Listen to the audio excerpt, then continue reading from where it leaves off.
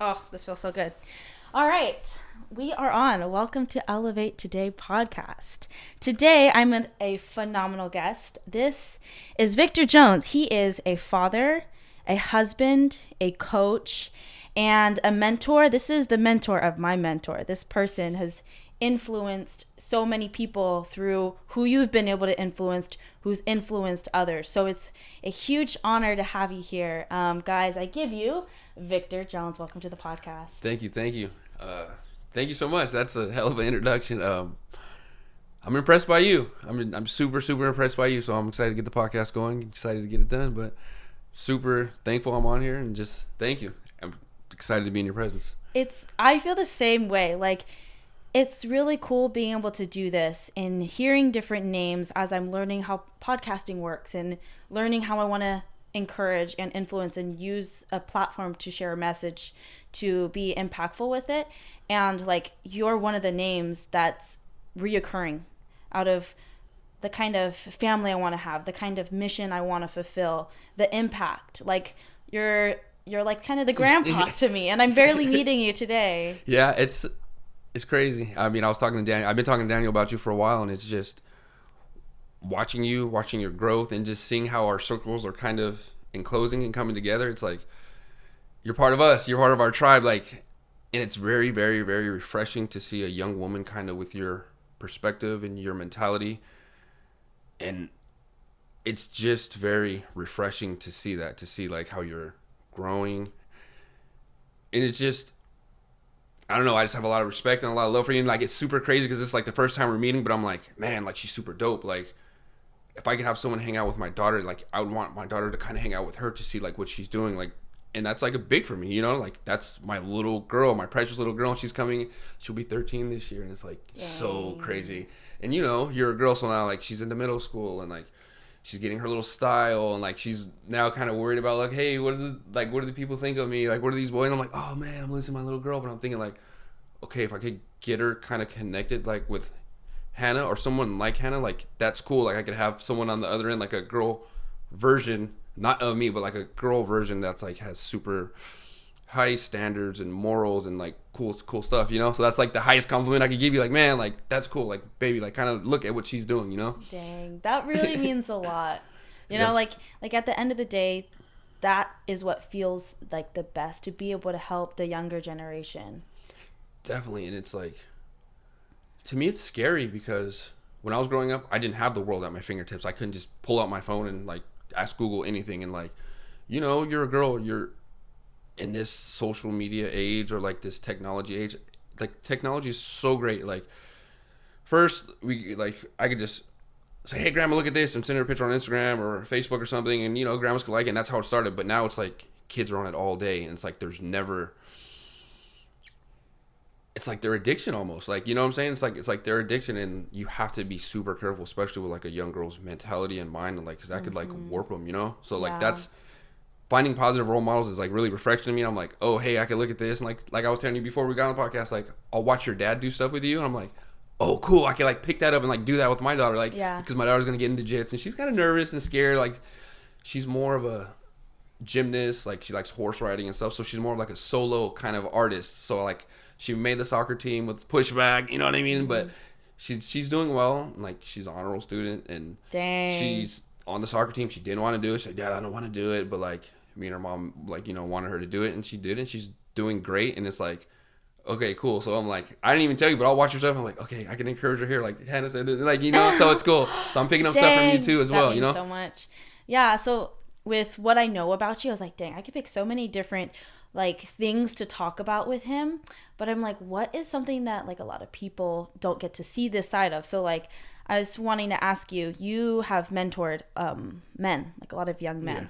So what was it like for you having a daughter and realizing like you're this little girl's mentor and learning how to change your language and navigate being there for a little girl? It's, I like what I like to say. She's like my life teacher, you know. Like, having a little girl is kind of, for a man especially, it's like kind of a reflection. Like, first you're her hero, and then you're her first hero and like her first love, and you kind of want to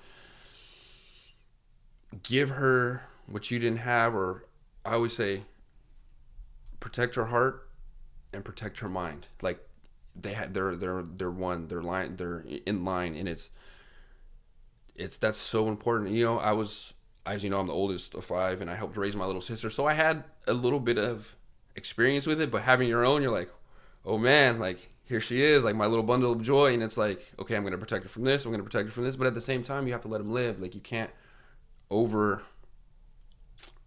make life too simple, because then at that point you're handicapping them too. So I'm still learning every day, you know. Like she's my little bundle of joy. She comes home, she's like, Dad, this happened today at school, or this happened today at school, and I'm like, and it's hard for her because we had the COVID years, right? So she went from third grade, COVID, had a little bit of fifth grade, and then straight into sixth grade. So from third to sixth, that's a big social difference. And she's like, whoa, like I'm not with all my friends no more. Like I got to change these classes. Like, and she was having a hard time in the beginning. Like the first couple months, she didn't want to go, but now she's like out of her shell on the honor roll, like made the soccer team, like doing her stuff. So I'm like, I'm so proud of her, but like, it's scary for me even too. Like, you know, like I just want to make sure she does good and love her and do the best I can. But it's a learning every day. Every day is a mission, you know? Mm-hmm.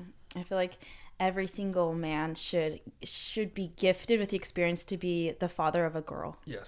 It's just crazy to see how someone changes, just hard, strong, tough, protective, and then this little thing, and you're just like, you melt. It's just like, oh, like, and it's such the weirdest thing too. Like, you go to the hospital 2, and you come home 3, and nothing's ever the same again. Yeah. Like, you know what I mean? It's such a beautiful thing, and it's like, one day you'll get to experience it, but like, kids just change you. Like, that's probably like, well, it is like the greatest gift life can give, and like it teaches you so much about yourself, and you're like, I'm responsible for this whole little human, and like this little human is gonna have other little humans that are connected to us. So like, how are we going to make a good tribe, like a good village? Like, how are we gonna make this good? You know what I mean? 'Cause, I mean, you know our history. Like, we come from stuff that wasn't so good, and that's like my whole mission was like, and still is to this day, is I'm going to fix that.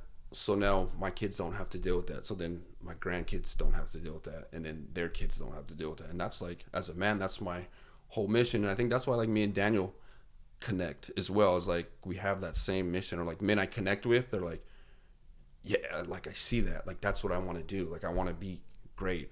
And like, to me, my mom raised me, my grandma raised me. I just didn't, there's 2 beautiful, strong women. I just didn't want to see him cry no more. I'm like, enough. Like, it ends with me. Like, enough. Like we're not going to go down this road. We're not going to do this no more. And I have the power and the strength to change it. So who am I not to? Like, you know what I mean? Like, who am I not to change it for my kids, for all their sacrifices they've given us, for everything they've done? Like, I remember me and my brothers, we got scholarships to college, and we didn't have no car. My grandma was like, here, baby, here's the car. Loaded it with groceries. We went to Texas. She shipped it over there to us. And that was it. Like, that's how we started. Like, so even to the very end for my grandma and us not having money, her buying us school clothes. So even when we went off to college, she was like, here, like, go be great. And it's like, who am I not to repay that? You know, like, Yeah. who am I not to repay that sacrifice those 2 beautiful, strong women that they gave us their everything. Like, they sacrificed their life for us. So it's our turn to do it for the next generation. Mm-hmm. And then hopefully I instill that in the next generation, and they do it for theirs. So it's like a chain effect, you know. Mm-hmm. So that's my mission, man. That's like, I feel so alive, and like there's so much clarity behind it. Like, I wake up every day with a smile, like, let's do it, you know. Yeah. And that's what we're seeing so much of, that ripple effect of, dang, this person gave me an hour of their time to just let me pick their brain, and they believed in me. How could I, waste this next month doing just whatever I want to do, watch TV, be lazy, or your family, this person believed in me.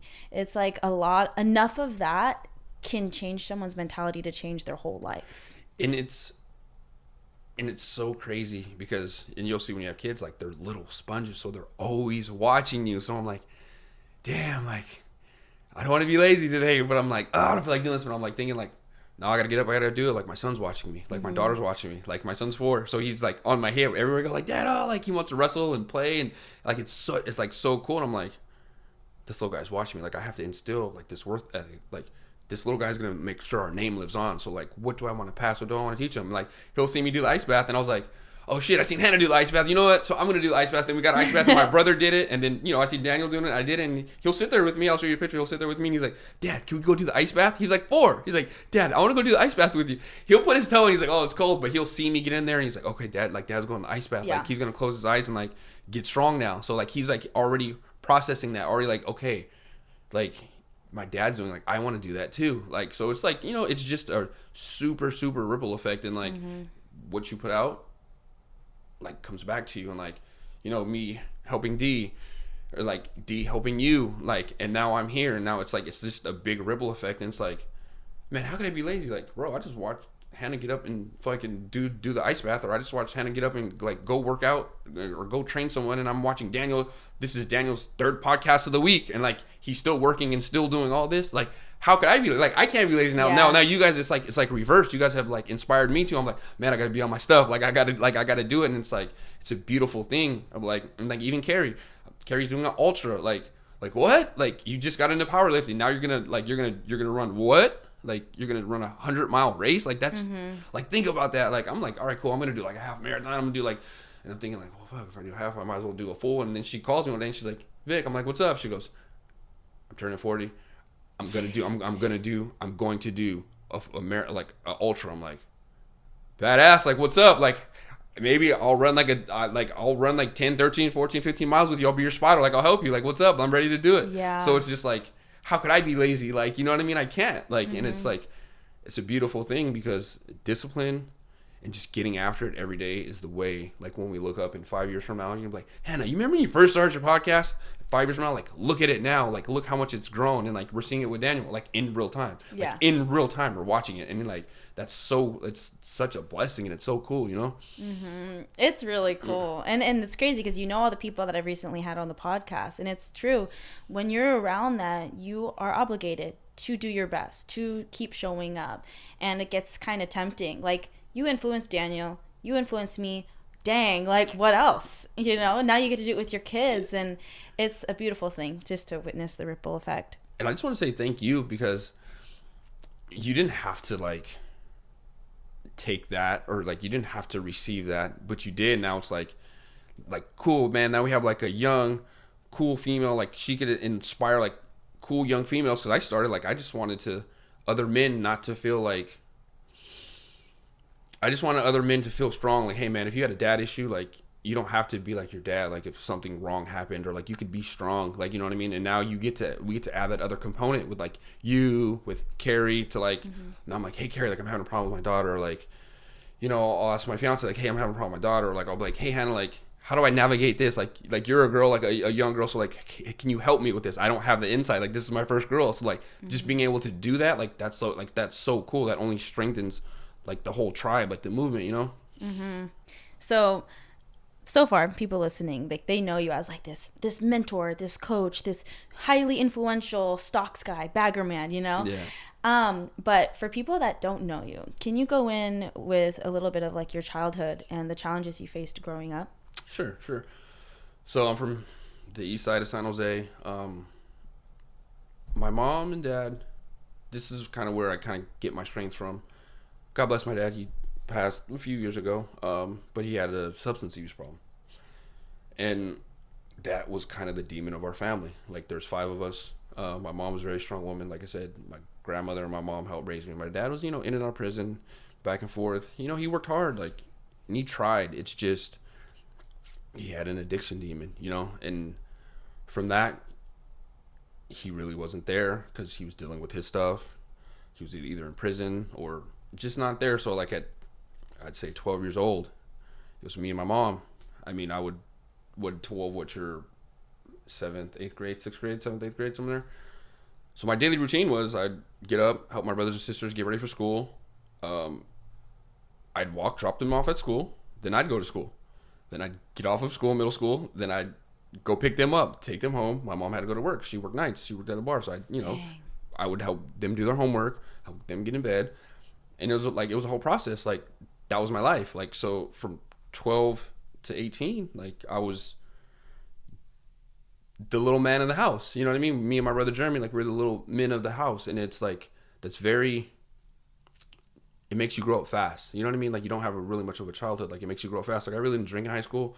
I didn't even really drink till I got to college because I was like so focused on. I played football since I've been 8 years old. My dad was a beautiful, great football player, and then when he got old, like, you know, he coached me. I remember the good years.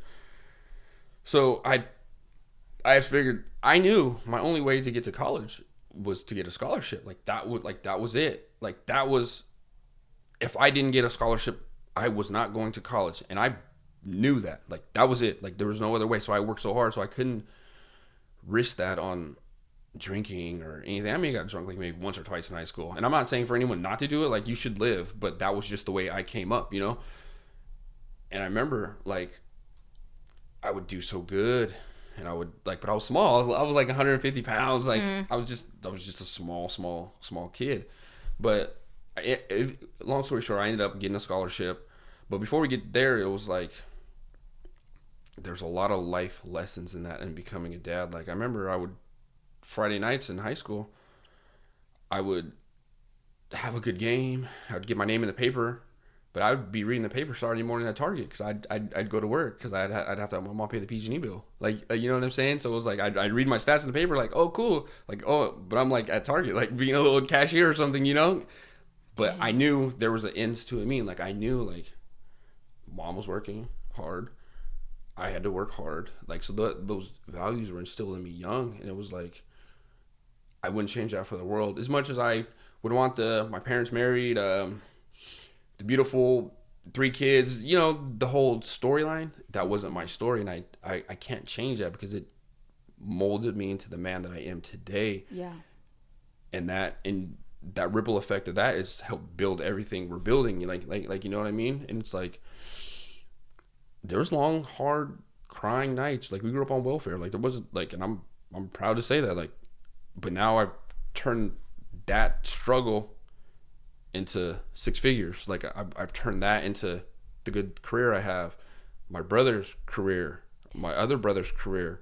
My little sister just graduated from the Corrections Academy. So we turned that tragedy into pillars in the community. Yeah. And it was through strong, our mother, our grandmother, people loving us. Like, and I don't even, like, my dad turned around at the end, but I remember, like, there'd be times we'd go to football games, Hannah, and my dad would, you know, we'd have college coaches there, he'd be drunk or whatever, like, he'd show up, and, like, we would see him, because from the field, we could see the parking lot, and he'd be in there, like, he wouldn't even come in, because he'd be too drunk, or, like, college coaches were there, and, like, we didn't want to be embarrassed, like, so, like, it was rough. Was it alcohol? Alcohol and harder drugs too. So it was just, he had lost his brother early on when he was 18. So from there, and then he had me when he was 8. Then it just spiraled, and he never really got a chance to catch up. Then he had another. Then he had my brother. Then my other brother. And then they had my sister. So it was like in a spiral, and he never got to catch up. So by the time I was in elementary to middle to high school, like, it was just full blown out of control. And now you're dealing with 5 kids that didn't have their father. So now all of them have emotional wounds that you have to, like, I had to navigate. I could talk to my brother Chris one way, but I have to talk to my brother Jeremy a different way. I could talk to my little sister Kayla one way, but I would need to be a little bit harder on my sister Kiana. Now I know mom might be having a hard day, so maybe I give mom a hug and tell her I love her, and maybe we don't argue today, you know? So, like, I was navigating these emotional relationships from a young time as a young boy. So, but it's helped me today. So I may say, Hannah, come on, let's go, let's be harder. Or I might tell Danny, hey, babe, I love you, and give you a hug. So there's different ways to coach different people. And it's like, that's such a beautiful skill. That's like one of those soft skills. You just feel like someone's energy. Like, you know what I mean? And that's what that taught me. And it was like, and also, I forget I was talking to someone the other day, and I was like, you know, the happiest time in a kid's life should be like, damn, I achieved this goal. I got a scholarship. I'm going to college. I made my mom and grandma proud. Like, I'm going to get a degree. Like, we're not, in my head, I'm thinking, bro, I'm not going to be a loser. Like, I made it. Like, it's good. And you think that'd be happy, right? You think, like, when I got to the airport, I was like, all right, cool. This is going to be cool. And I cried like a baby because I was leaving them. Like, I felt I was, like, leaving them. So I cried. Like, the happiest time I should be, I'm getting on this plane to go. I got a full ride scholarship. Damn, I'm having dreams like I might make it to the league, this and that. And I cried like a baby. I didn't want to leave my mom. I felt like I was going to leave them alone. And like, it kind of still makes me emotional. Like, but that's what gave me the strength to do what I do now. Like, you know what I'm saying? I'm like, all those sacrifices and all that shit, there's no way I could be lazy now and just give all of that work up for what? Just to be lazy, to sit on the couch and have a beer and not do anything? Like, no way. Like, I can't. Like, there's been so many years of work put in. We have to make it. Like, we have to. And like, that's why it's always so serious to me, you know? Like, that's why it's like, and I still have fun, and like, you know, we went to college and we had fun and like, it was cool, but like, the ultimate goal was still there. Like, hey man, be careful. Like, you know what this shit did to your dad, bro. Like, be very careful. Like, it's a slippery slope. Like, the people in front of you are not here no more because of this demon. Like, you got to kill. Like, you'll see me sometimes I say, man, I'm killing these demons so my son doesn't have to. Like, so I don't, like, we're killing this trauma now, so now we could just kind of elevate and take it to the next level. Like, you know, and it's so clear. Like, it's so clear to me. I love like the urgency you have, like the seriousness that, like, this message, like the mission, it is serious. Because if someone doesn't take it seriously, then go sit down, have a beer and chill. Smoke weed all day. Like, don't give a care. Like, money will come as it pleases. You can't think like that. And it takes you, who's seen what it looks like without that help. You had to grow up when you were a child. Yep. And it's, I like to call it the beautiful tragedy, man, because it produced so much beauty and strength from like my mom to my grandmother's. Yeah. But that shit hurt. Like, it was like, it cost on the back end. Like there's nights we'd go home, we'd close those doors and we would cry, and like, it sucked. We always had love though. Like, you know what I'm saying? Like, I don't want it to sound like we always had love. We always knew our dad loved us, our mom loved us, but dad just had a problem. Like, we know mom would always be there. We were always like the little superstars. Like, the Jones kids were always like the little superstars like in our neighborhood. So like, man, like, those kids are gonna be good when they grow up. Like, those kids are gonna be good. My mom would, you know, do the snack shack and be the team mom. She'd always be there, but like, it was burning on both ends. Like, it was a good public thing, but it was burning on both ends, and everyone knew. Like, it wasn't no secret. Everyone knew. Like, my dad had a problem. Like, oh, sometimes Nate's gonna be there, but he's a good coach. He loves everyone. Like, even to this day, when my dad passed, like, I got calls from people like, hey man, like, and this is where I get it from. I get his heart. Like, I have his motivation, like his loud voice, his being able to read people's energy and motivate people. I get it from him. He goes, man, like, I remember when your dad coached me in 8th grade. Like, I was a little fat kid and I was scared and I'd cry, and like, I remember Coach Jones came and sat with me and made me believe in myself, and I was like, damn, like, that like made me cry. And it's like, he still meant so much to so many people. You may have seen the bad end, but like, he'd give you the shirt off his back. Like, he'd give you his last dollar, and like, he may not even had no money, and he'd give you his last dollar. Like, that's how I am too. And I'm like, that's how my brother is. Like, that's how Carrie is. Like, my brother does a toy drive, and that comes from us lacking and not having. So now my brother will, you know, go back in one of our neighborhoods, and he like shuts off his whole street, and he gives a whole apartment complex of kids like that are like, you know, don't have much. He goes and does a whole toy drive. That comes from us not having it. That comes from us wanting to fix that and not wanting other little kids to do that. Like I said, it cost us pain in the back end or in the front end, but in the back end, look how much good and joy we're putting out in the community and doing. So it's like, I wouldn't change it. Like, I wouldn't change it for the world. Like, that's my story, and like, I stand on that, and I love it. And I feel like if someone sees me, like, damn. And I worked at the juvenile hall, so the kids all the time are like, man, I'm like one of you guys. I'm just like you, but like, I just decided, like, no more, enough. Like, no more and enough. And like, to me, being able to inspire young people and help and inspire other grown men, and to me, it's still like a trip to me to this day. Like, other grown men listen to me and they're like inspired by what I'm telling them. They're like, damn, if he could do it, I could do it too. And it's like, we could all go be great. We just have to decide. Like, one of my mentors, Josh Thompson, he'd always just say, like, decide to be great. Like, greatness is a choice. And like, I watched his career, and Josh was one of the best 155 pounders in the world. But like, UFC? Yeah. Oh, okay. I just seen him. He trains at my or I guess he owns part of it. Yeah. Josh, he was like one of my mentors. That's why I got into it, and I watched him. And he would kick my ass all the time. Like, but those are those hard lessons. I wouldn't have been a pro fighter and been without Josh. And Josh, like, he knows. Like, I tell him this, but I've watched him, and it's like watching him go through those hard times and should be the champ, and like kind of getting railroaded a little bit by UFC. And it's like, just watching him work through that and be in the gym and just being around great people like Coach Hov, that was like, I always say, like, if I didn't find that gym, like when I got back from college, and it was a hard time, like, damn, did I fail? Like, I know I got my degree, but I didn't make it to the league. I didn't buy my mom a house. So, like, just a young man having doubts in himself, and I found the gym.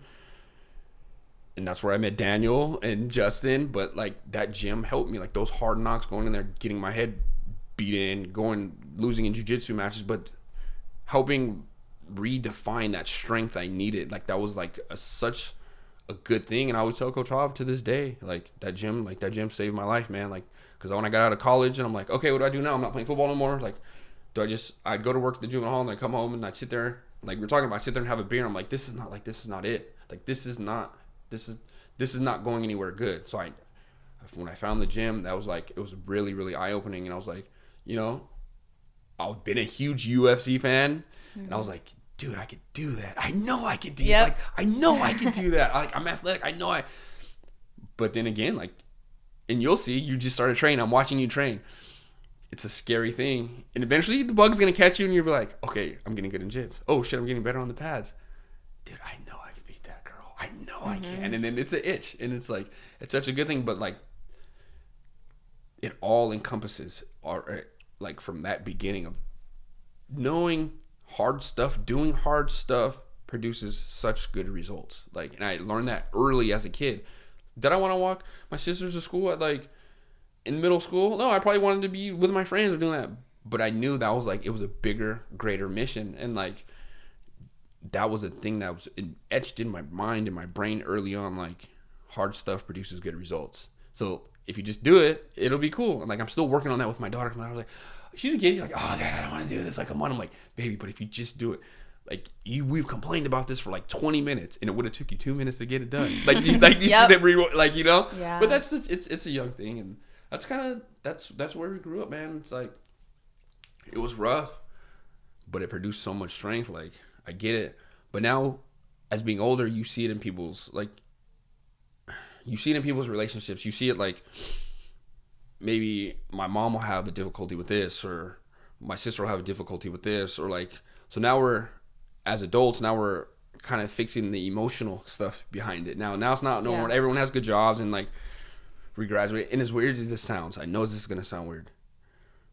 I'm like, when I went to college, I was like, you mean all I have to do is go to practice and do my homework? Like, I don't have to worry about like taking kids to school. I don't have to worry about like making sure this bill is paid. I don't got to worry about like making sure that like all I have to do is go to practice in school. Oh, this is easy. Like, this is easy, And it's been such a journey and a mission, and like, this is like the second leg of it, and like, it's super cool getting like you on board, Daniel on board, like being able to call Carrie, being able to call like my fiance, like being able to call my wife. It's like, it's so cool. Like, it's dope. Like, you know what I mean? Like, I have other support systems now, and it's like, it's cool. It's cool what it's turned into. Mm-hmm. And it's like not even a thing. It's like, no, we know. Yes. Like minds, like hearts, and we are going to make an impact, like, on the future, on the next generation. You've got to see it. Yeah. I get to see it when I get text messages here and there of how the episode has helped people, or a podcast or something, and I'm like, dang, this is going to multiply. How does that make you feel? It's like, okay, if I can help one person, then I'm going to help more.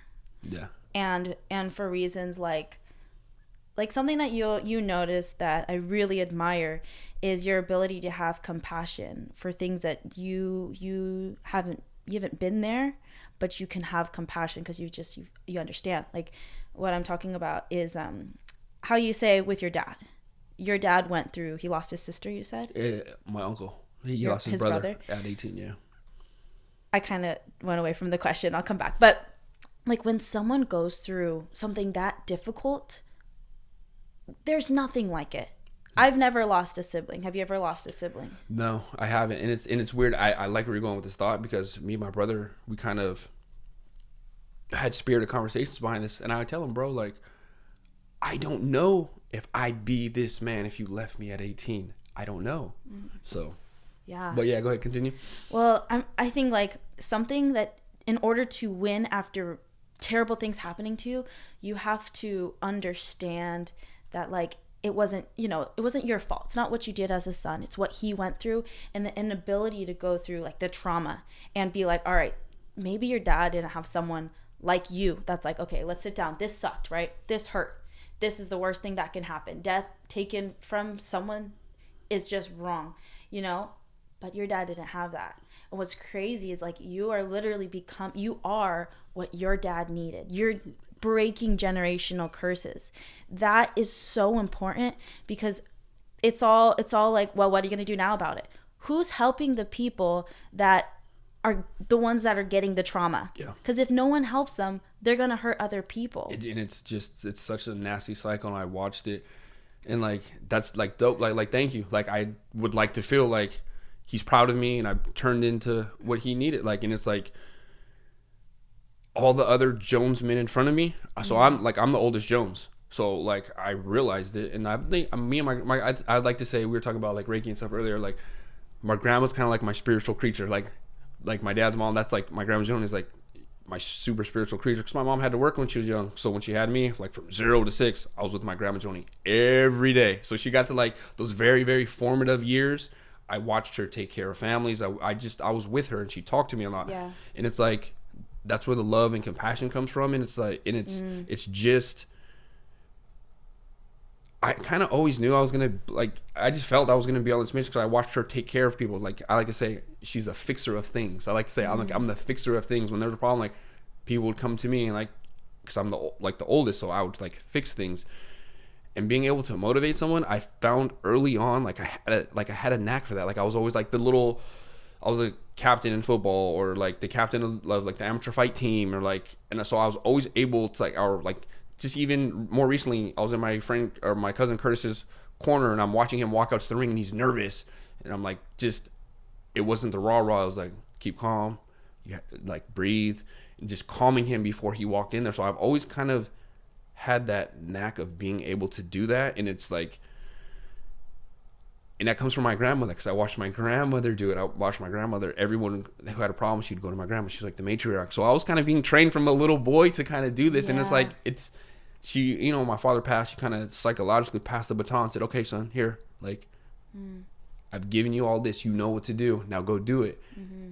And like, it comes back to like, who am I not to be great? Like, my son's watching me, my daughter's watching me. Like, if we get this part right, we don't have to have those traumas no more. Like, my grandkids will never be like, no lack of love or any of that, because we established, and it's cool, and like, and that's it. Like, every day I wake up, every day I go to sleep, and I think about that. And don't get me wrong, like, I have fun, and like, I'll go ride my Harley, or go do jujitsu, or like, go do cool stuff. But like, that's the front thought of my mind and my brain the whole time, Mm-hmm.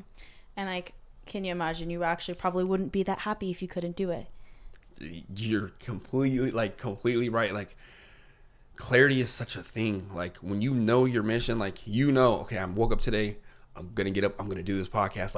Like I have my mission. Like, life is so much better, because when you're just toiling in nonsense and you don't know what to do, you're like, oh, I woke up and I like did that shit again. Like, what did I get done today? Like, I didn't do anything today. Mm-hmm. Like what the hell? And it's like, that's almost maddening. Like, you know what I mean? That's almost, you're like a hamster on a wheel. It's like, it's almost maddening. And it's like, being able to find what I know I need to do is like, it's helped so much, and it's killed like the anxiety, the stress, you know what I mean? And it's just, it's a beautiful thing when you know like, I'm on the right path.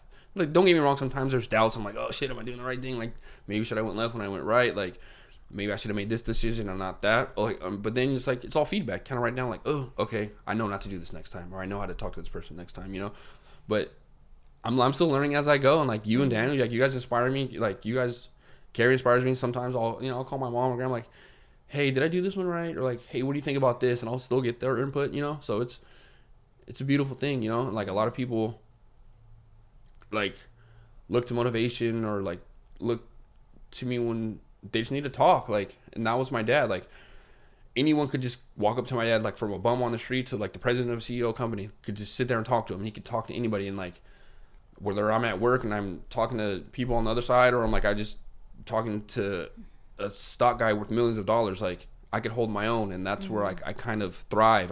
I'm a chameleon in that sense. I could talk and hold my own. And like that goes from watching you guys and learning from you, learning from Daniel, like learning from multiple people, of taking in information. Like I nerd out on information, like, you know, like I nerd out because I'm like thinking, if I could learn this and do this, then I could give this to my daughter and my son, so then they could be better. Like we could all, it's always just a mission of getting better, like, you know, like our last name, like what we represent. Yeah, that long-term thinking, it doesn't all come at once. Like being a father, it's actually it's the greatest responsibility, the hardest job. You only get as many kids chances as you get, 5, 1, whatever. But you have to start thinking about it when you're young, you know. You got to feel that before you started coaching and mentoring before you had kids, right? Yeah. When I was about right when I got to college, like at 24, I'd worked at juvenile hall, and then I started like helping coach and just mentor kids like really, really, really early on. And before that, like before I got to college, when I was young, I'd help coach little kids and stuff. And it's I always had a soft spot for like the bad kids, like the little bad kids, because I was like, hey man, like kind of figure this out, bro. Like I used to be you, or I could have been you, and I didn't. And like they would always relate to me because they just felt like he kind of comes from where I come from. Like he's kind of like me, but like, hey, he's doing cool, he's doing a good thing. So like I would always have a super soft spot for like the difficult ones, and it was always a good thing. But I knew it worked because they listened. Like they wouldn't really listen to anybody else, but they would like listen to me, and I'm like, oh shit, okay, like this is working, you know. So like helping motivate kids, and like you'll see Carrie does a lot of stuff for like the homeless youth, and like giving stuff out. And it's like, if we don't help the kids, like what are we gonna have if we don't help them? Especially now, like you've seen today's generation, like it's just so much noise and crap on social media. Like we could get into it, like we don't want to go there, but like they're so lost because it's like almost an overload of information. Before it was like we didn't have no information. Now it's like an overload. So now they don't even know like what's what, or like how should I act, or like, and it's just like we have to be very careful of like helping our little kids, like, you know, because they're super strategic. Yeah, their minds are so moldable, and like with the fucking phone in their hand all day, like what are they seeing all day? Like it could be bad shit, good shit. Like, and most parents like don't check their kids' phone like that. They don't know. Like it's like a hard thing. Like, do you want to invade their privacy, or do you just want to give them free reign to the world? And like you don't know, like, you know. So it's such a hard thing. That's why you're so smart for doing well. You didn't even, I don't know if you thought about it then, but going through so many things to get to be there for kids. Because what I realize is parents are kind of naive. Yes. And like my message when I say things, I like to be really free flow. Like I'm in my early 20s. I can have whatever morals I want. But at the end of the day, I want to be mindful of the young listener, of how I can influence a child. I want my values and morals to be aligned with what I'd want my children to do. I don't got kids. I got cousins, nieces, and nephews, and I'm aware of like the crazy lives that they live, but I'm not naive to what they have access to on their phone, to what they have access to at school, TikTok, whatever algorithm. You know, we're adults. We can see whatever we want. Our kids see so much more because they're curious. Yes. So it's like, it's so important to be like, all right, let's just be realistic. You already know about ABC. Let's talk about it. Yep. That's why I'm so big on talking about things that aren't talked about. And that's why I ask my parents to not listen to my podcast sometimes, because I want to talk about things that this 13-year-old that's seen every ounce of it, you know, whether it's drugs or sex or social connection or dynamics. I haven't gone into all of that, but like I want them to listen and be like, oh, okay, well here's a better, you know, perspective than just what you've been consuming on your phone. Yes. And it's like, and I'll say it again, like I was telling Daniel, I was like, I'm dad to my daughter, right? So I can say something, and you know, dads get tuned out, but now if she sees your podcast, she's like, oh, well, she's like a young lady like me. She's a cool young lady. And you say something, we could say the same thing, but if it comes from you, she's going to receive it different because you're a female, and she wants to listen. She knows she should listen, but if it comes from you, it comes from a different conduit, a different person saying it, the kids will listen. And I noticed that, like, because I could, like, and I learned this early with helping, like, kids. A kid's dad could say the same thing that I say, but if I'm the coach, the kid's gonna listen to me, not to that. But I said the same exact thing. But I was like, all right, little Jimmy, come on, bro, you should do this. Take a step up and swing this way. Hey, you could do it, bro. I believe in you. That's all it took, with that little believe in you. The dad told him the same thing, but he might have been like, Jimmy, step up the back, fucking swing this way, Jimmy, come on, man. Like, and he's like, just tunes him out. Like, I have like, I'm guilty of that sometimes too, because I'll watch my daughter play soccer and like she doesn't like me. I'm like, come on, baby, go. And she's like, Dad, like stop. But like the coach can tell her something. She's like, okay, cool. Like, you know, so I'm still dealing with it myself, you know? Yeah, it sucks that parents have to see that because it's nothing personal, but it's just like so familiar. Like my parents give me so many ideas for business suggestions, so many things, but I'm like, yeah, okay, I'll figure it out on my own. And then someone will just say the same thing. And I'm like, yes, like you gave me this advice, all that. And like, I'm thankful that they've kind of just understood that they've done the best they could do, which is everything I need.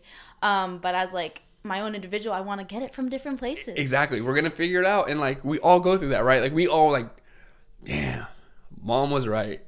I should have listened fucking 6 months ago. Like mom was super right. I should have listened. It's the same thing. Like we all go through it. And it's like, I just been blessed. Like the younger generation of kids are motivated and they'll listen to me. So I'm like thinking like, all right, cool. Like I have this cool, awesome power tool, whatever you want to call it, to like inspire people. So do it, like help people out, like and that's what it is. And like that comes from my grandma, my mom. Like even like to this day, my mom will go to work and she'll like throw huge birthday parties and like do all this stuff, but like that's her way of giving back. That's kind of her love language, to help. Like, you know what I mean? And like, but again, where's it come from? It came from the trauma. Like so that we paid that front end price, but on the back end we're helping, we're doing good things in the community. And like it's just so cool to be able to help people and do that, you know? What is something that you find yourself giving advice to when it comes to young adults with trauma that are stuck in the pain? I know this is gonna sound weird, but like most young people don't have people that'll genuinely truly believe in them, and then when they tell them something, they really genuinely believe it. And I'll tell people like, hey, like I'll look at someone, I believe in you. Like, okay, I get it. It hurts. We're stuck in this bad cycle of whatever it is, relationships, whatever we're doing. But you have to know you're strong enough and you're worth it to get out. Like you are. And I know that sounds like cliche, but like some of these talks I have like with these young people, like we're crying and it's like it's tough, but then they're like, damn, this motherfucker believes in me. Like he really believes in me, so who am I not to believe in myself?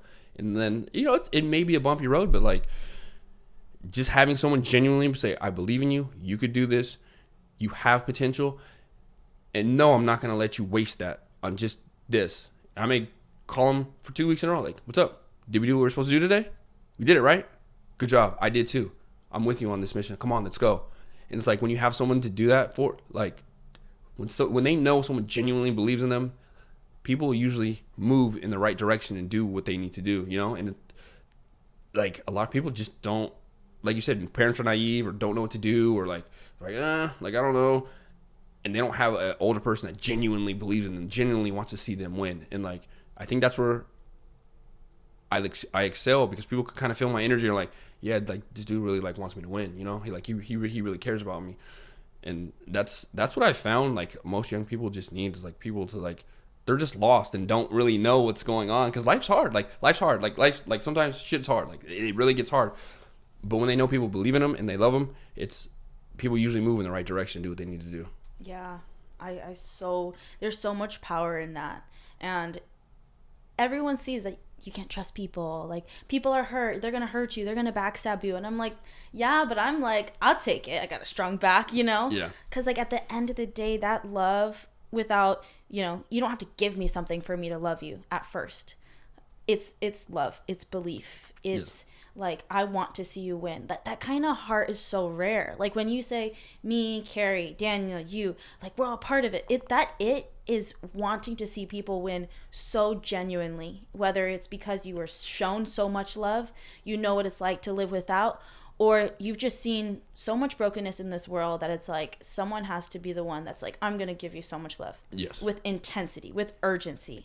And that's the thing, like, I'm passionate and I'm like emotional about it because I've seen the other end of it and it's not good. Like, you know what I mean? Like, I've seen the other end, it's not good. So I'm like, yes, let's go be great. Like, come on, let's go do this. Like, I remember, like,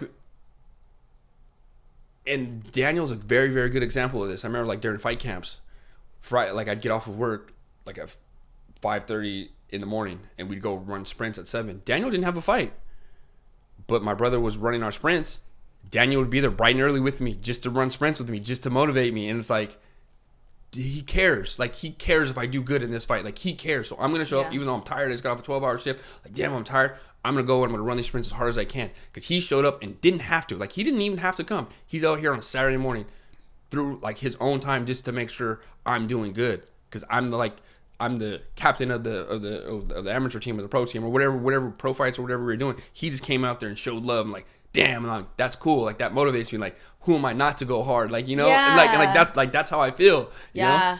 That, I mean, just like with this, like, for the listeners, I was having technical issues, and this was the last podcast I wanted to have technical issues with, you know? Like, I'm so thankful that we made a time to meet, but I'm like, okay, 15 minutes, and I have no idea what's going wrong. It's Daniel's birthday today. He was eating breakfast. I called him, like, I'm so stressed. I don't know what to do. And he said, I'll be there in 15 minutes. Showed up with a smile, gave me a big hug. Like, like it was all good. Like, that's D, though. That's having a back. And and again, once you experience that love, you're like, okay, crap. Now I'm going to have to, like, give this and multiply it. Because you can't, you have to think about those that love you and show up for you and realize how special that is and do it for others. Like think about that. I just said Saturday morning, 7 a.m.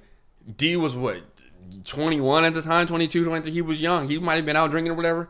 Hell, I woke up. I showed up for my bro, Vic. We're going to do fucking these sprints. I don't even have a fight, but we're going to do these sprints with you. It's Saturday morning. My brother came out there and he ran it and did it for us. Like, my niece was out there. His wife was out there. My sister-in-law, Des.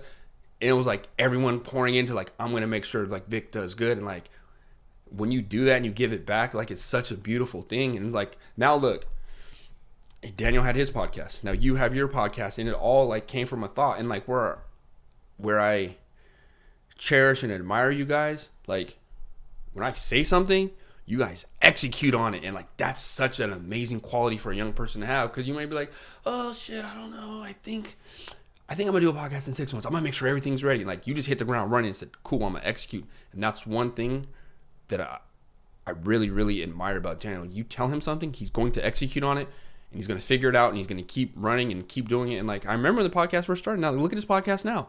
Every day. But, you know, every day, every week, you're going to get a podcast, and you know it's going to be there, and it's getting better and better and better. Just like with you. You know, oh, all right, shit, oh, Hannah's podcast about to come out. Like, cool, Carrie's on there. She had the stock guy on there. She had Spanky on there. Like, oh, cool, like, I can't wait. Like, okay, cool. Like, I'll you know, put my headphones in and just go for a walk and just, like, listen to you guys. And I'm like, oh, shit, she said this. Like, this is a cool idea. Like, I could use this idea with my daughter. Like, I could implement this lesson from Hannah to my daughter. And, like, now I'm getting feedback from you guys, and it's such, like, it's a beautiful thing because, like, it's like a ripple effect of, like, inspiring goodness, you know? And it's like, it's so, I'm very appreciative of it. Like, because, like, I know what it was to, like, try to do this shit on your own and by yourself, and, like, you have doubts, but, like, it's very appreciative. Like, you called Daniel, Janet came over here and got it fixed. You're like, oh my God, I'm sorry. And I'm like, don't even trip. Like, you're part of us. Like, I like to think of it like I was telling you earlier, like Bill Belichick, one of the greatest coaches ever, and you always hear in the NFL, oh, he's part of the Belichick tree. He's part of this tree. And, like, you're part of our tree now. Like, it's dope, you know? It's like, it's super cool. That's such an honor. Thank you so much. Of course.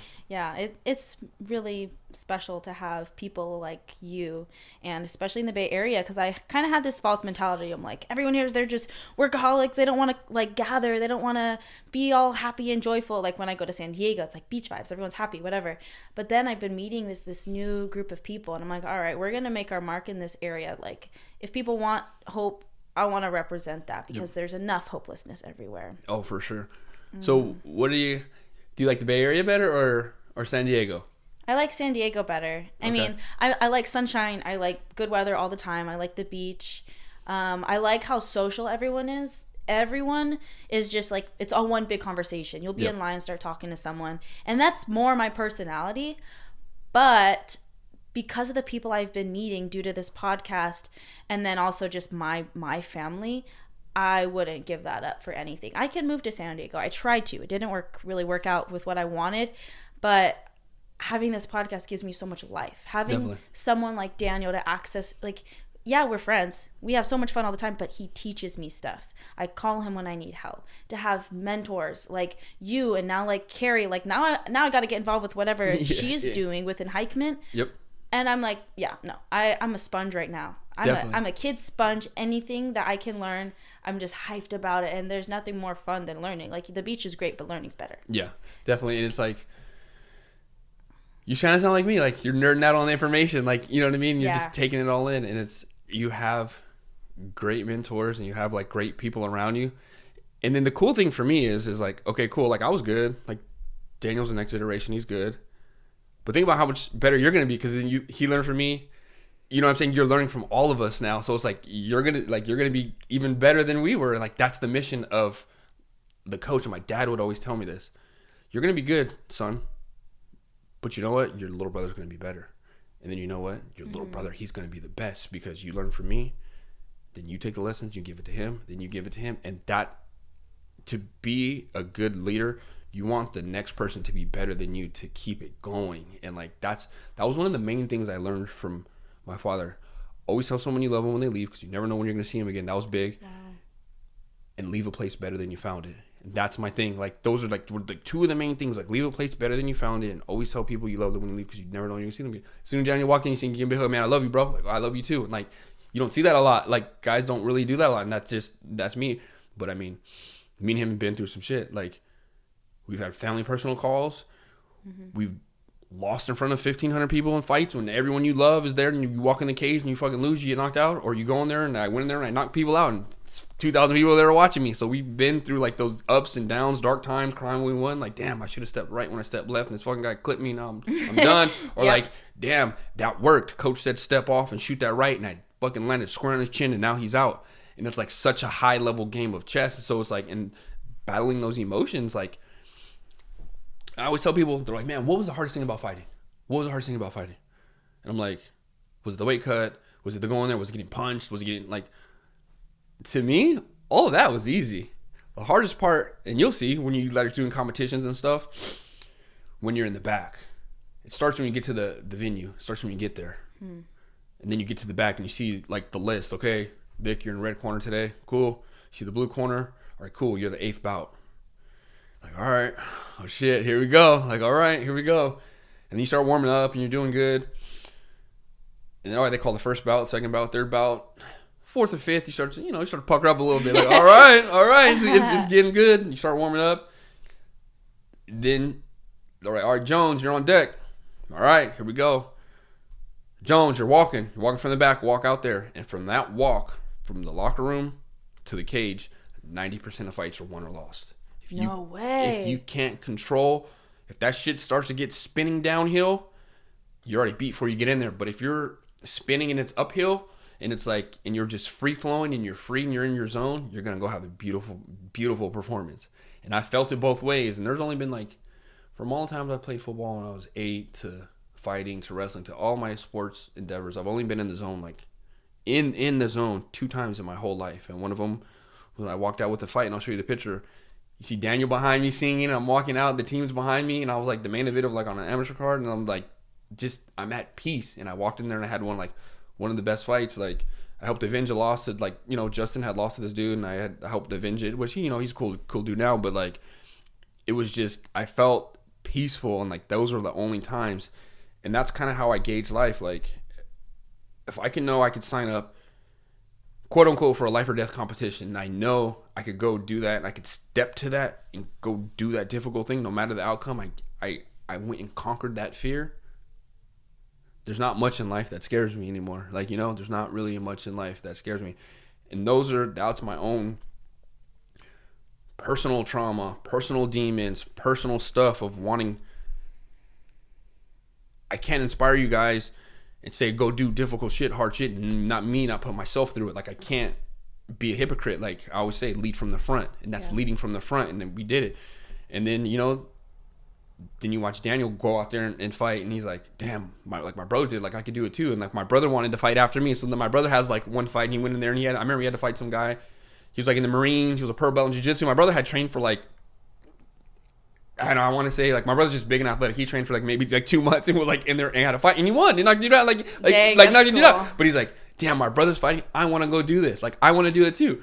And like that was probably the most nervous times. And I wasn't nervous for me. I was nervous for him. I'm like, damn, I got my little brother into this. Like, he's about to go fight. Like, what if it doesn't go well? Is this Jeremy? Yeah, my brother Jeremy was like, man, what if it doesn't go well? And it's like, But he went in there and we won, and then I won. And like that was like the coolest thing ever. Like we got to go through that together. Me, Daniel, and him, we all fought in the same card. We all won. Like it was like super cool. Whoa, like that's crazy. In Santa Cruz, it was like my last amateur fight. It was in Santa Cruz.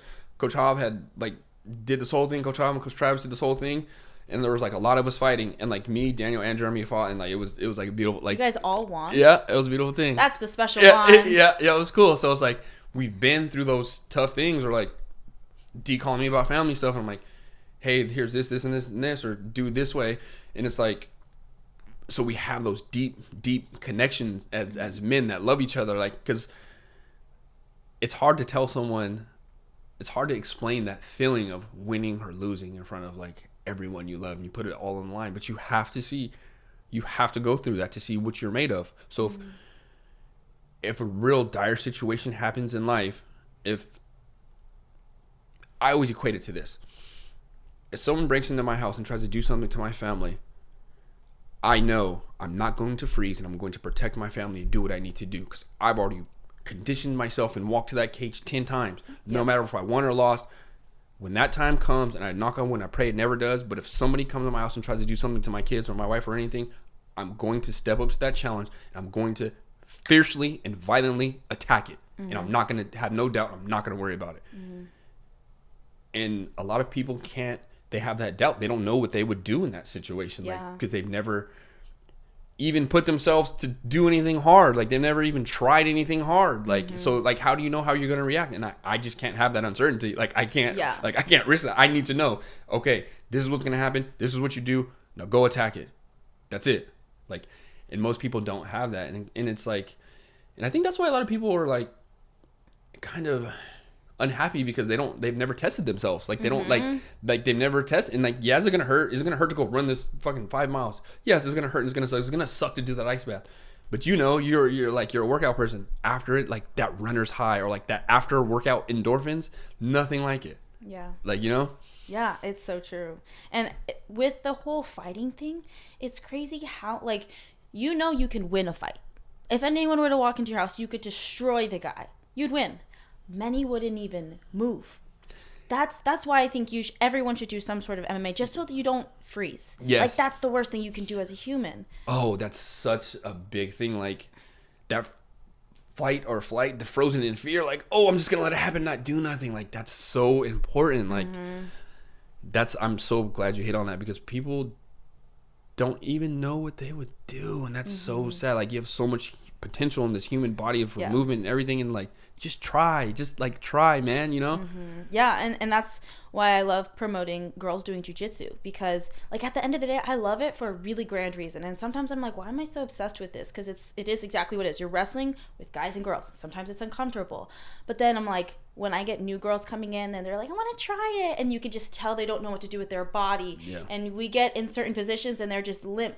And I'm like, it's okay. Just tap into that, like, survival instinct. Just don't punch me, don't pull my hair, and we're going to be okay. And to get to witness someone go through that, okay, I do have power to do something, that will get you enough to move. That's why just get through the first class. Yes. If you keep showing up, then you might win, but as long as you don't freeze. Yes. And that's all it is. And honestly, I feel like if most women if they didn't freeze, they can go farther. If they knew technique, they can go very far, survive and escape many situations. Yeah, I'm super excited for my daughter to start jiu-jitsu. She's gonna start jiu-jitsu? Yeah, she's gonna start jiu-jitsu soon. After soccer season, she's gonna start jiu-jitsu and, like, get in there. She's like kind of dragging her feet, the same thing, kind of a little bit of pushback, but I'm so excited for her to get in there and try. And she's gonna do it. And, like, so now I'm watching you, and I see you're like, cool, I went to class today, and you know, you got the messy hair after, and you're like, oh, but it was such a cool class. And I see you, like, doing the mitts, and you're like, I'm obsessed with this now. I'm like, oh, she caught the bug. Like, the bug caught her. Yeah, you know? The bug is different, though, because I'm learning. Like, I watched some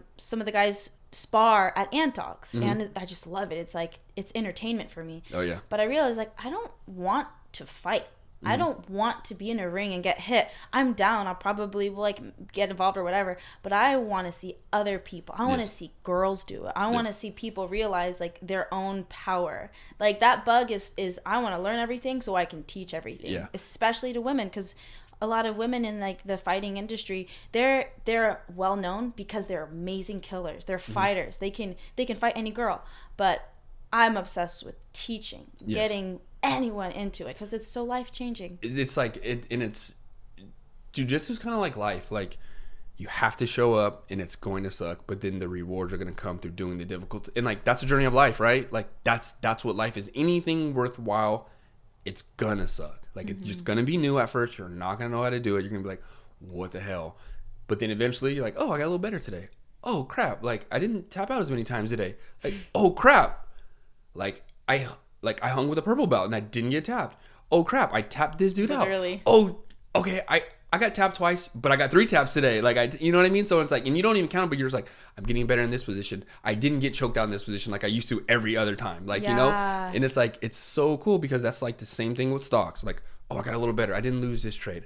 I knew not to trade on Tuesdays because that's an off day. I know not to do this.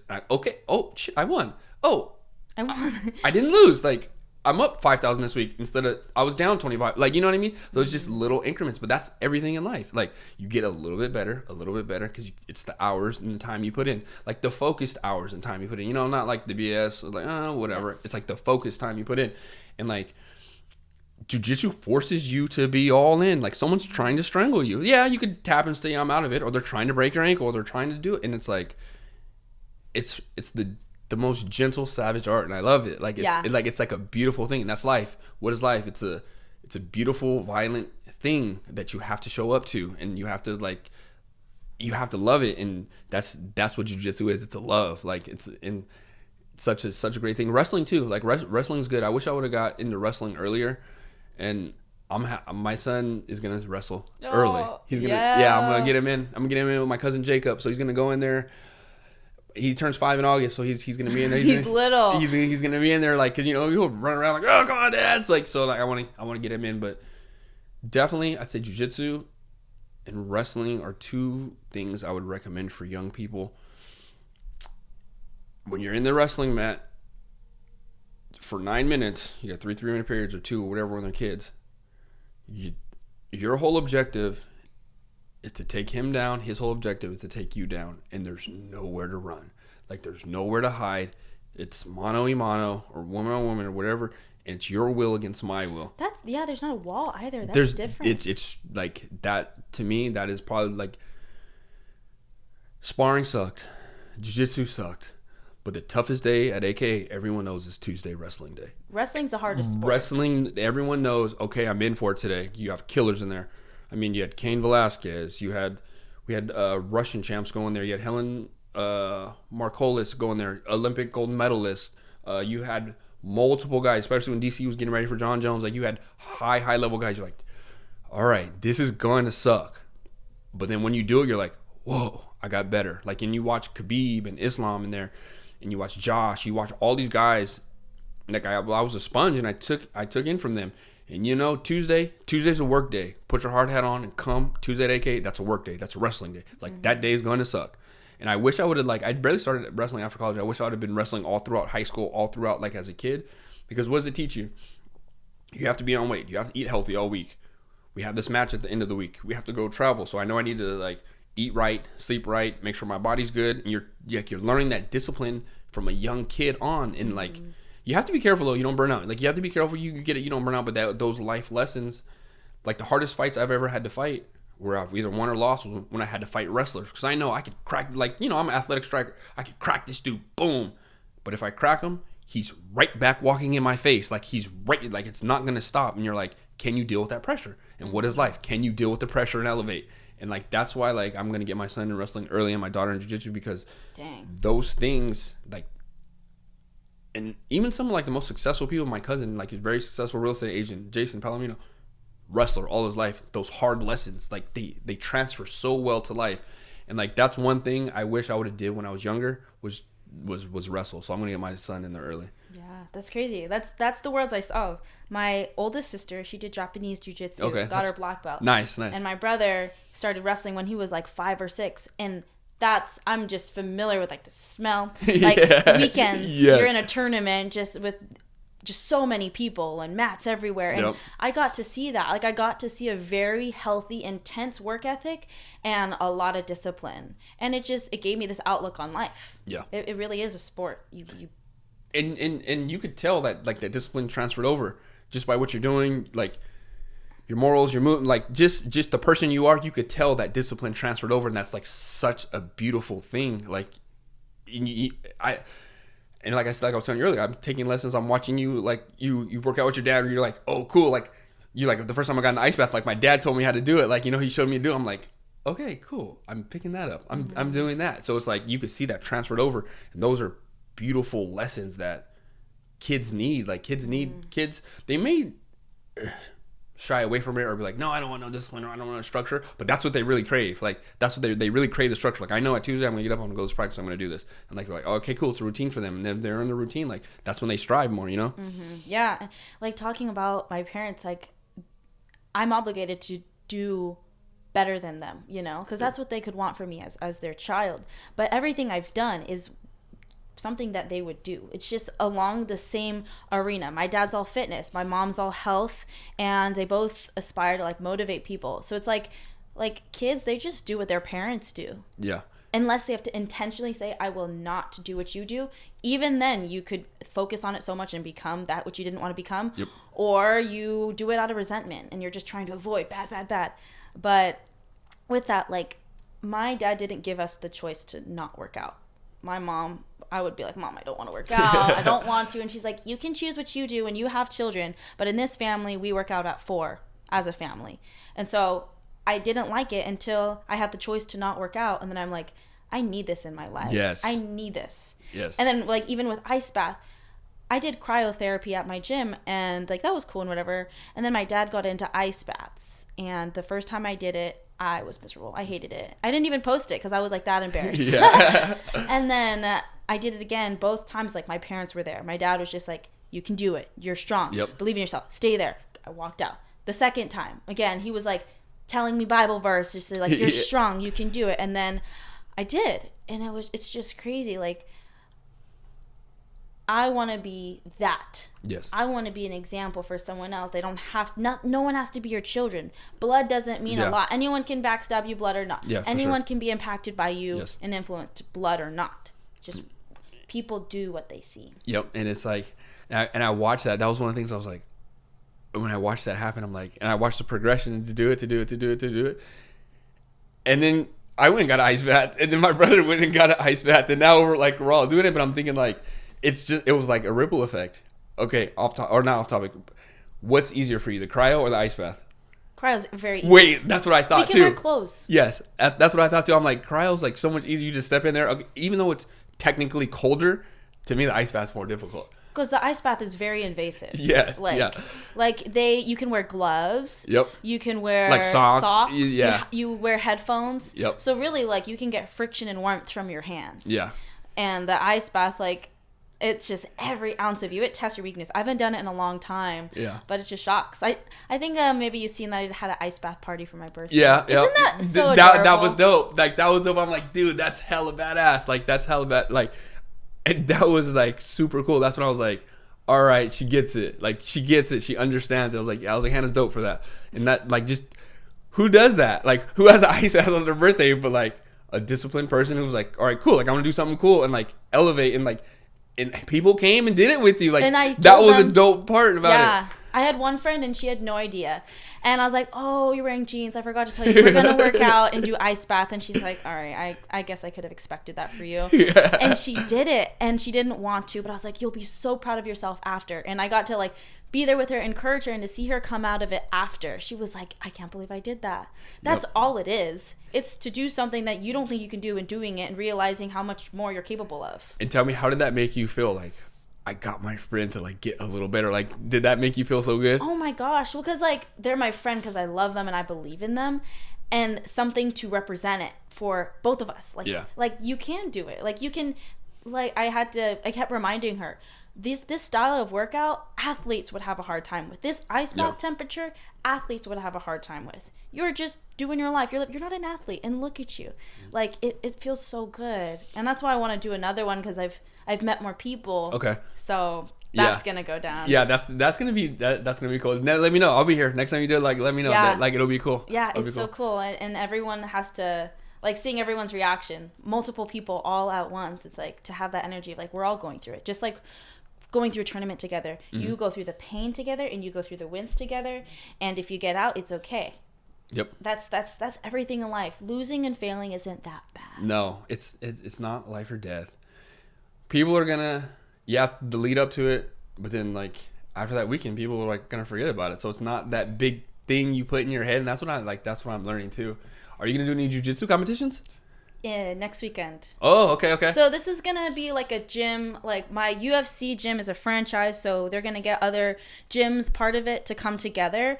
And like the weight isn't super strict. I don't really think our weight cut's that serious. I do not know what to expect, but this is gonna be my first one to see what it's like. Just hopefully I follow the rules. I don't really know the rules like that. Okay. And then if I like it, I'm gonna like want to compete more. But even doing this, like, I've had some girls reach out to me that wanted to do jiu-jitsu.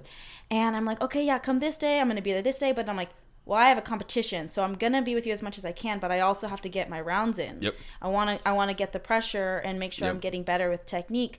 So like this other part of me is realizing I don't want to forget about like the most important part is to recruit. Yep. Recruit more girls. Like, the coach isn't going to sit with her and teach her how to shrimp back and forth. The coach isn't going to teach her the duck walks. Like, that's like the win for me. Definitely. So I have to think about it, because those are big commitments. That weight cut, I'm not used to weight cutting. I didn't do wrestling like that, and like the intensity. Yes, like, that's what I'm interested about. How's your mind doing with like the pressure of like, or do you think, okay, here it comes, it's coming up? Have you started thinking about it yet?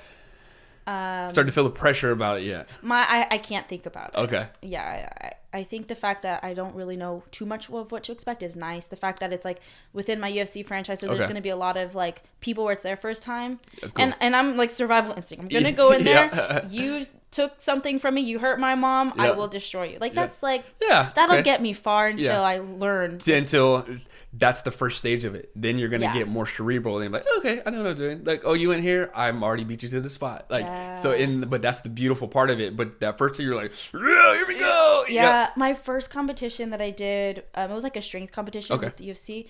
I remember that. I watched that too. I seen that. Yeah. So I won at my gym location, but then we went to the LA gym location.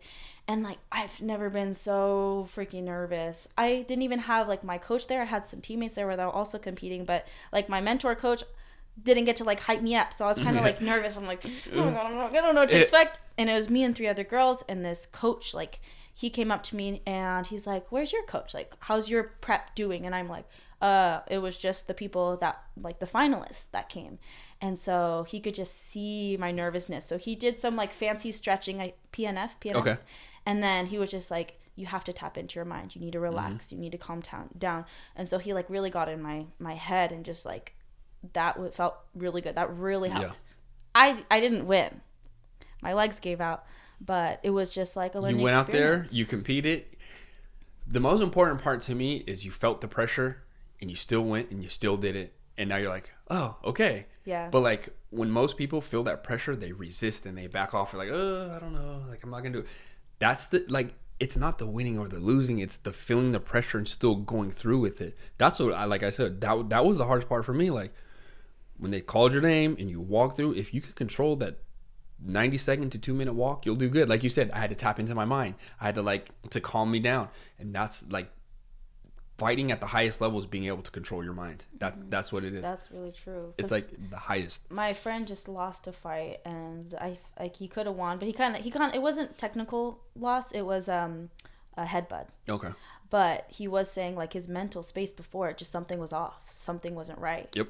And I'm like, can a fight really go down just from your headspace? Oh yeah, like if you ever watch, you'll see it in UFC guys or boxing guys when they walk in there. And their coach will be like, throw your jab, and they just won't. Like, the body and the mind are just out of sync, and they'll just stand there, and they'll kind of just like a punching bag. And, like, you'll see it, and you'll be like, what happened? You'll just be like, I don't know. Like, great camp, great everything. Like, my mind just wasn't into it. And that's, like, that's the great interest for me. Like, why do we do that? Like, why did, not freeze, but, like, why didn't I do what I was coached to do? Like, what happened? Where was the disconnect? And, like, that's what interests me. That's what I would, like, I try to, like, strive to be my best, but like I try to find those little glitches, like why didn't I do it here, or why did I step this way instead of like coach told me not to do that, like why did I still do that, you know? Like those are the little incremental improvements that the greats make that make them great. Like, you know what I'm saying? Like when you could be coachable and you could figure it out and you're relaxed. Yeah. Like that's what it is. Like if I was to have one thing to do, just relax and go have fun. Like it's just, it's a jits competition, but like, yes, is it serious? Yes, we're going to feel pressure, of course. But at the end of the day, heaven forbid, you're not going to get hurt. You're going to be able to tap out whatever. You're still going to come out the same Hannah or better. Like, you know what I mean? You're going to come out better because you went there and you did it. But like, nothing bad is going to happen. Like, that's almost how I calm myself down, like for fights and like big things. Like, okay, I signed up. I'm going to go do it. Like, it's over. Like, we're going to do it. So you might as well have fun doing it. Like, you signed up. Like, you might as well go have fun. That's how I looked at it. Like, yeah. You know? Like, I know a wrestler that is, I think he's in high school. He's a really good wrestler. He works out with my dad, but he has a mind coach. Yes. And I'm like, first off, I want to be a mind coach. Like, I don't know how you sign up for that, but that sounds really cool. But that probably makes the greatest difference. Like, oh, for sure. Like, you see a lot of athletes now have psychological coaches or like mental coaches. Like you know, mental health's like a big thing now. Like, we've seen it with like COVID. Like, people weren't ready to be by themselves mentally. Like, they weren't like the scariest place for a person is to be by themselves. Like, because that mind never stops; it shuts off. So, like, especially with young athletes, that's having a mental coach is big. Like, and you know, even like some, like a lot of fighters have them, a lot of boxers have them, and it's like, because what you're going to do is taxing on the mind. Like, that's like a big thing. Like, oh, okay, like you can't, like me and Daniel say it all the time, you don't play fighting. Like when you go in there and you really put those little 4-ounce gloves and you're really going to do it. Sparring's one thing, practice another thing with headgear and mouthpiece and all that. But like, when you go in there, like, you don't play fighting. Like, there's violent consequences for these. Like, it's a live chess match. Like, I like to say fighting is a live chess match with violent consequences, like instant violent consequences. And you can't play that. So, like, having a mind coach is super big. Like, I'm probably going to add that to, like, my kids' arsenal. Like, you know what I mean? Like, getting them, obviously I could do what I could do and help motivate them and stuff. But, like, to get, like a licensed professional, like, athletic performance coach, like I think I'm gonna like do that, especially for my son, like when he gets going. Daughter too, if you know she wants to do it too. So I love how you see parenting like that. Yeah. Like I want to do that. I want to be the same exact way. I'm like, yeah, my kids are gonna do that. It's like you said, you get a little better. Like, okay, like, oh hey, my dad did this. Okay, so we're gonna do this, and then I'm gonna add this too. So like, you know, you just keep adding to the dominoes, and that's the cool thing about parenting. You're like, it's like a cool little like science project type thing. You know what I mean? Like, okay, cool. Like, I'm going to do this. Or like, hey, I seen this kid had this like learning app. So I'm going to get this for my kid. Or like, or hey, this lady like put her daughter in this, like with this horse coach. And like now she rides heck better. Like my daughter loves riding horses. So I'm like, hey, like what was that coach? Like I'm going to send my daughter to her. Like, you know, like, so it's like, it's just adding on. And that's the cool thing is, at the end of the day, we just want our kids to have fun. We want them to feel loved. We want them to like do better than we did. And it's like, I'll spare no expense. Like, I'll go all out because like that's my mission, you know? Yes, 100%. I'm gonna ask you some questions because we're around that time, and I want to just get all the stuff I can get from you. First question: what is the most impactful book you've read? Ooh, this is a good one. Off the top of my head, two come to mind. Viktor Frankl.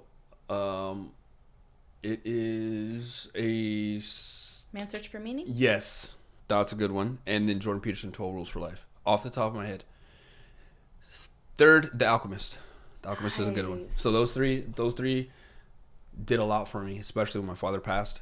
And I was like kind of in a dark place. Yeah, those three really, really helped me a lot. Man, it's funny. I was going to ask you if you read that one because that one's pretty much the whole philosophy. Like, you decide how things are going to go down in the mind. Yes. And if you haven't read that book, I really recommend you reading that book, A Man's Search for Meaning by Viktor Frankl. Long story short, he was a Jewish guy in the encampments, and he lost his family, his wife, he lost everything, but just his hope to get out of there, to find his wife again. Like, it's a very, very interesting journey, and it's like a journey of the mind. Very good book. Highly recommend it. And it's a lot less intimidating than 12 Rules for Life. Yes. That was huge. It was huge. Like A Man's Search for Meaning is super. It's not big at all, but it's like, it's life. Yeah. Method for a new reader, someone that's starting to read.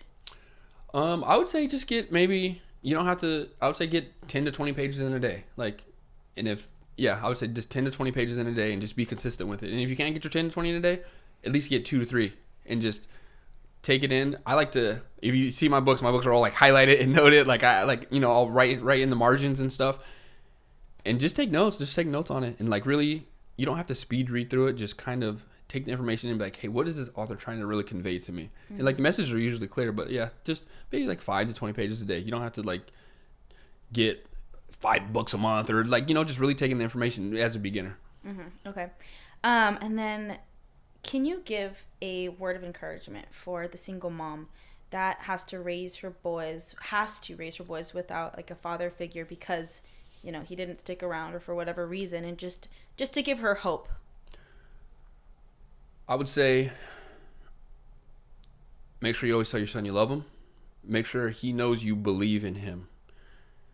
And as a young boy, in my experience anyways, your son is going to want to, when he gets of age, you're going to be his love, and know that, and he's going to protect you at all costs.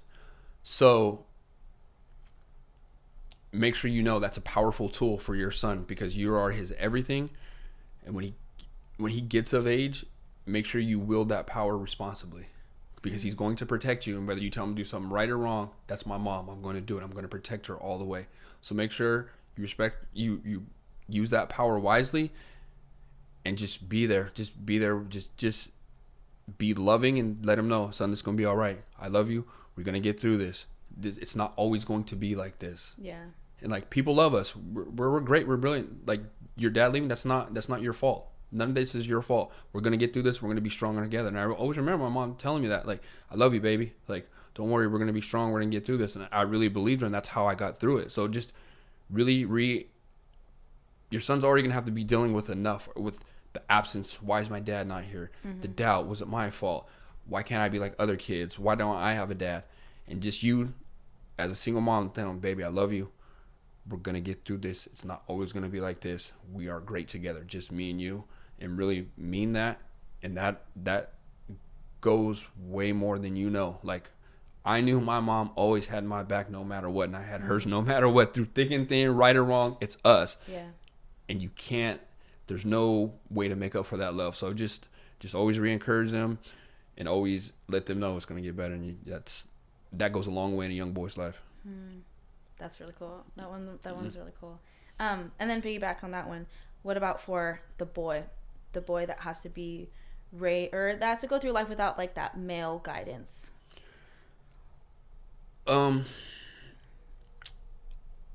It's hard, and it's gonna suck. I would say try to get into sports, or like find a good coach. Like, I was blessed to have good coaches. Like, I knew I had good coaches, and I didn't want to disappoint my coaches. Like, I didn't. So that's how I got lucky. I would say try to find something you like, whether it be riding bikes, playing an instrument, art, jiu-jitsu, whatever it is, and find like a good coach that find a good coach that you could kind of connect with, and kind of just learn, be a sponge, and don't be careful of your emotions as well. Because I know, as being a young man, sometimes I'd get mad and angry and cry, and I know it's hard, but be mindful of your emotions and try to find a good like coach, and whatever interests you, whatever you find that interests you, just be a sponge to it and try to be great at it. Like, the pursuit of being great at something teaches you so much about life. It's not, okay, you're a white belt now, I want to get my black belt, but there's a lot of stuff that goes in between there, a lot of life lessons, and it's the black belt at the end is the end destination, but all the lessons are caught in the middle of getting there. Those are all those life lessons. So try to, as a young boy, find something you like and try to be the best at it, and you'll learn a lot about yourself. That's really good. And then with that same person, what about financially? Now that you know the money system's kind of like corrupt, it's like time for money, but you've also hacked the system, understanding stocks. What advice would you give for someone that doesn't know much about finance and wants to be okay? Budget was always a bad word. Like, I remember I'm like, oh man, it's not in our budget. Like, we can't. Budget is actually flipped out on its head. Budget is a good word, because when you budget your money, you know where it's going. If you know where it's going, coming in and coming out, you could accumulate more of it, and you could save more of it. So I would say get on a budget, and like know where your money's coming in and out. Track your dollars in and out. Like there's so many apps now on the phone, or as a young person, like track your money so you know where it's going. It's not just free flowing in and out. Like every dollar has a job. This dollar is for investments. This dollar is for an emergency fund. This dollar is for food. This dollar is for fun. To me, to go, I don't know, I'm 22, 25, whatever, I want to go buy some beer. But you know where your dollars are going. You know where those soldiers are allocated, what those soldiers are meant to do. So I would say just have a budget and start investing early. Like it's not hard. Like you could like open like a Charles Schwab brokerage account. It's super easy. Call them up. Be like, hey, I want to open a brokerage account and just start putting 100. What's a brokerage account? So a brokerage account is like Charles Schwab, Fidelity, any of your financial institutions. Brokerage account is just an account where you can invest money into stocks, into the stock market. It's just a fancy term of saying an account for the stock market. That's all it is. And is Robinhood one? You could. Robinhood's a beginner one, but you could use Robinhood as well.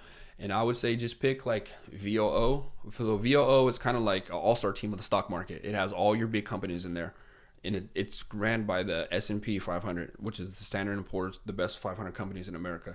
So just get VOO, and just I would say put $250 in a month, and by the time, if that's all you do, you'll be okay. Now, there's a whole lot more we could get into, but as a beginner, I would say just pick VOO or VTI. Those are two of like the all-star teams with all your big companies, your Teslas, your Apple, your Microsoft, and it's just a big basket of stocks. And just put your money in there every month. Just start investing in there every month. Like you're putting money away in your savings account. That's going to help you save. That's going to help you start getting ahead of the curve. So when, say you're 21, you got 21 to 25, you have a good little chunk of change and you're not behind the 8 ball anymore. You know what I mean? It's real simple. And I learned money late because we didn't have money. We didn't know money. So I was like, figured that's one of the things that hindered my family. So that's one of the things I wanted to fix. But like there's so much information on it now. Like I feel so good about the younger generation because you could like type in Google or YouTube investing. There's like a million different things. But if you just want to keep it simple, get a index fund, VOO or VTI, and just start putting whatever you can, $200 to $500 in a month, and just keep doing it. Just keep this on automatic. And when you look up in 20, 30 years, you'll have a nice penny, a nice little fund. Dang, that was really helpful. That was very detailed. I'm like, I don't know what VOO is, but I'm gonna look it up. Yeah. So VOO is basically like your just your all-star team. Your like your all-star team of the stock market. It has all your best companies, and it's how my stock guy breaks it down to us is we have VOO and VTI, which is your two all-star teams, so which is like has some of the same companies. And you get Apple and Microsoft. So 2 tech, 2 index. So your VOO and VTI are your index funds, and your 2 tech are Apple and Microsoft. So it's like it's like the Spurs and the Patriots, two amazing organizations. They're always going to go like this.